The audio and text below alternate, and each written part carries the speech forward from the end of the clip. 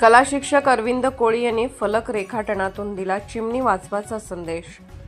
चिमण्यांची संख्या वाढावी व त्यांचे संवर्धन व्हावे यासाठी जनजागृतीच्या उद्देशाने 20 मार्च जागतिक चिमणी दिनानिमित्त कासेगाव एज्युकेशन सोसायटीच्या न्यू इंग्लिश स्कूल पेठमधील कला शिक्षक अरविंद कोळी यांनी रंगीत खडूच्या साहाय्याने शाळेच्या दर्शनी फळ्यावर केलेले फलकलेखन लक्ष वेधून घेत आहे।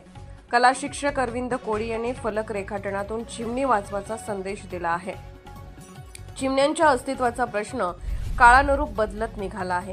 चिमण्यांना जगवणे आणि वाचवण्यासंदर्भात जनजागृती करण्यासाठी दरवर्षी 20 मार्च रोजी जागतिक पातळीवर जागतिक चिमणी दिवस साजरा केला जातो।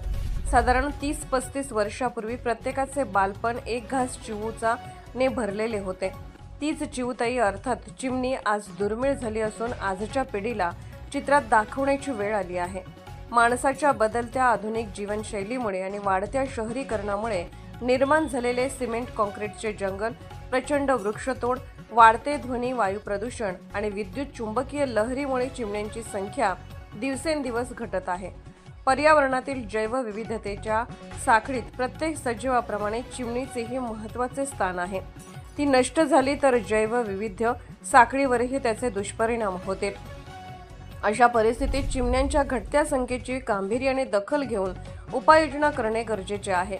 चिमण्यांची संख्या वाढावी व त्यांचे संवर्धन व्हावे यासाठी जनजागृतीच्या उद्देशाने 20 मार्च जागतिक चिमणी दिनानिमित्त कासेगाव एज्युकेशन सोसायटीच्या न्यू इंग्लिश स्कूल पेठमधील कला शिक्षक अरविंद कोळी यांनी रंगीत खडूच्या साहाय्याने शाळेच्या दर्शनी फळ्यावर केलेले फलकलेखन सर्वांचे लक्ष वेधून घेत आहे। खानापूर तालुक्यातील एकमेव सर्वसमावेशक हक्काचं न्यूज चॅनल विटा लाईव्ह न्यूज चॅनल।